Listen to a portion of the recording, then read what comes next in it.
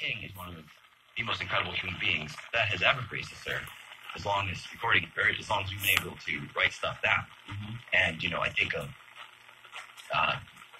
the other people, too, who have done that, who have fought.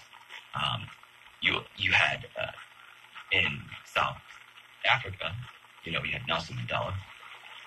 India had Hitchcock. Although that guy later, why am I drawing like his name? Anyway, it was later discovered that he was, it was later discovered that he was actually sexually assaulting women, which really destroyed actually, it hasn't damaged his reputation that much because I think people don't hear about that anymore. Whatever he says. But because Martin Luther King Jr. was a true leader, and he operated on a grassroots level. This wasn't like, where a board would pick up, and have board meetings and be like, who's it going to be? Who's the next person? That's not how it's going to work. So what ended up happening, at least in the initial aftermath, were, of course, about 125 riots that broke out in American cities. That was after his death on April 4th, 1968. That's insane. That many riots. Yeah, that happened so quick. Yeah. I mean, but that was over about. Yeah, it was a very, because I was reading about these interviews with people who were part of the civil rights movement. And this is what I also want to tell the college too. If you remember and are old enough to remember the aftermath of King's death, we would love to talk to you in the studio, whether it's about what you saw, how it affected you. Did you feel like many civil rights advocates felt at the time that it wasn't just tragic, but it was a big setback that people describe it today who were in his circle of this sort of everything just came loose. There wasn't. So it was Dr. King was sort of had, this nice tight movement that he could, and it just broke loose, and emptied out into the streets of 125 American cities. And you can understand that, right? I mean, because it felt like it felt personal to people. Like this was the man that was going to help us someday realize, hopefully, we can realize that American dream. So, yeah, I mean, what else do you expect to happen from that? Do you expect people to just mope and cry and get over the feelings in their own home? Yeah. I mean, there's always the knee-jerk reaction to riots, right? And there's Martin Luther King. I wouldn't say that he had defended them, because he was not a proponent of that kind of resistance. But he also wasn't the same guy in 1963 who said he wanted to see black children and white children holding hands. He did get more. I guess and I'm trying to think of a term that's not. There's always he was getting fed up. Yeah, he was getting fed up, and you could hear it even when he got locked up in Birmingham and brought to jail from Birmingham. I mean, he lashed out at white people. He lashed out at people who were black who were doing nothing. Yep. And he was fed up. And when we listened yesterday to his last speech, the mountaintop speech, there's a lot of it seemed like fear, anger. Sort of these dual feelings that he had at the time, and the way that he handled that was with resolve. It was I may not be here much longer, but I've seen the promised land, and and you can get there. Yeah. So, and then he dies the next day later. Yeah.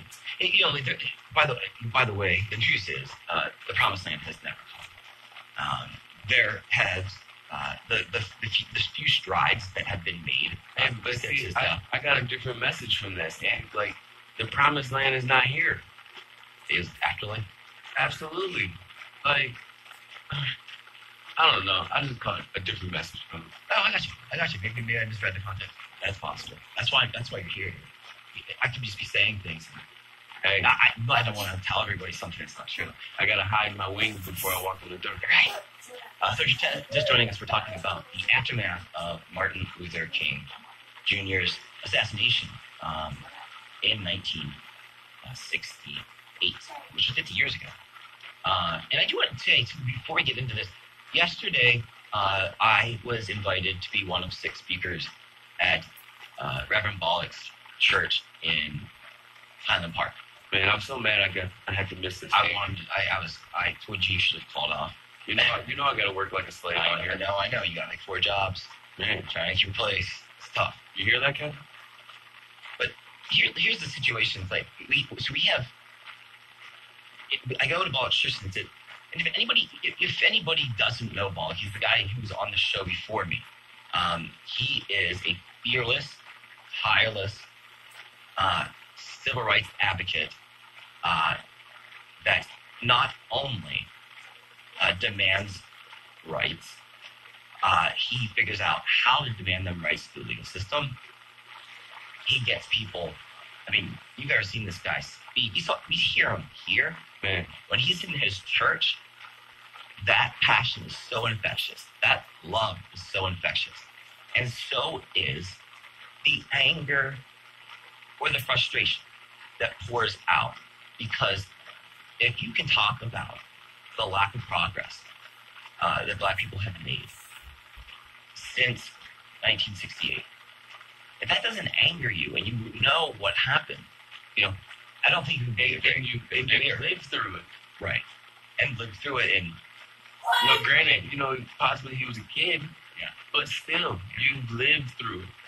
Well, see, that was the thing. I mean, in the 60s, there were big moments for Black people, too, right? I mean, you had the Civil Rights Act. A year later, you had the Voting Rights Act. And then maybe a year or 2 later, you had the Housing Rights Act.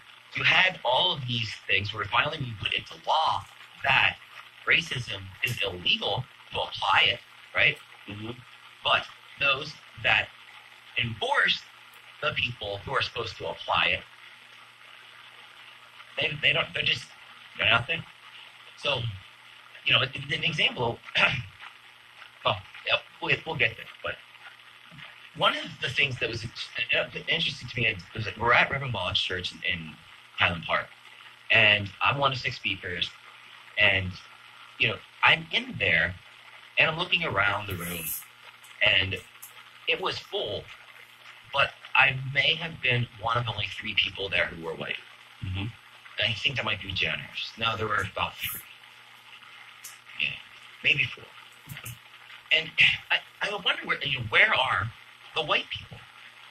Where are the white people who put that little pin, or unity, the unity pin, attach it to their coat? What about those who go out and buy Gil Scott-Heron records and listens to those messages? What about the liberals who come to downtown Detroit to live? Find out that you're one of the reasons that the city is getting gentrified. People are getting kicked out. But if you just read a book about Martin Luther King, or you just hear some of his quotes and you write them down and you memorize them, or you have a Gil Scott-Heron record. Let's say you have his first record and you like to play it. Do you agree with the messenger? Does that make you not racist? It doesn't. What it does it? Well, I'm saying I don't know about that part. You know what I mean? These are superficial, and I find that we like to. It's cool to be a white guy who supports Black people. Mm-hmm. If your motivation is to be cool, to help, you're not needed. We need people who love this situation. We need Viola Liozos, the one in Detroit, the only white woman to die in the civil rights movement. We need more of her. And see, people do a lot of things behind closed doors, Steve. Yeah. They'll do a lot behind the computer. Yes, they will. and that's But when it comes to face and, you know, their people seeing what they're really about, you know, because they got to play both sides of the fence. It's like, yeah, you're going to go all the way for them because you're not coming back. right. You know what I mean? So it's like we like you, but just take it easy. Yeah, it's like this. The way I see it, because as a white person, I see it happening all the time. It infuriates me. Mm-hmm. In fact, at toward the end of the show, I'm going to have a message to my white friends, and I want them to listen to it because I'm not attacking them. I'm just saying to them, do something. On Martin Luther King Day, it's not enough, to listen to a speech. It's not enough to put, something on your Facebook page. If that's all you're going to do. So I think what white people need to do is put their money in the places that will help lower income people and small business owners who have struggled and lived in these communities, because white people have a lot more money power than black people do. So that's why white people need to get on these lists where you can see which are black-owned businesses, who they are, and you support them. Because we know in America that integrity, honesty, truth, justice, all that, those don't count in a capitalistic system. And that's why Martin Luther King wanted to destroy the capitalist system. Because the capitalist system rewards people with cash, with this monetary thing. Mm-hmm. And they do it. And how do you get there? It's greed. It breeds greed. And then you have the other issue is you now think that how you value your life, is money. That's what we're living in. Yeah. And I see a lot of that, especially, and I see white people all the time.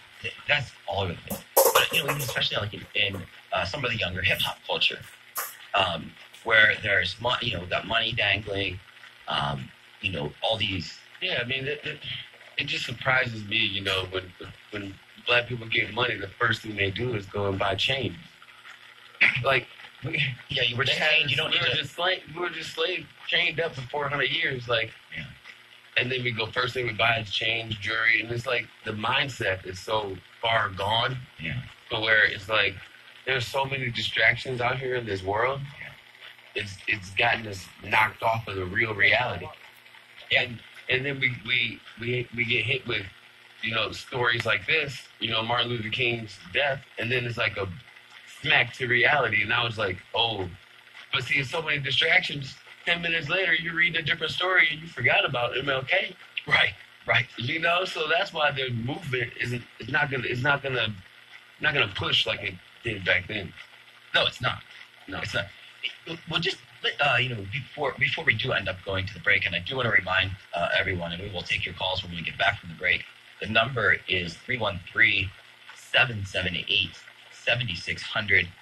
We would love to hear from you, especially if you were old enough to remember the aftermath of the assassination of Martin Luther King. It's a very interesting what happened. It's kind of like if you use this sort of like an analogy of you have this open bag, right? Mm-hmm. And there's a bunch of leaves in it. Well, Martin Luther King came and he tied that bag tight. Those are all of his supporters. Mm-hmm. Once he died, once people felt that they lost their leader, I mean, people saw him as more of a leader, that touched something on that I will never be able to feel. I can imagine, and man, I could imagine too. Because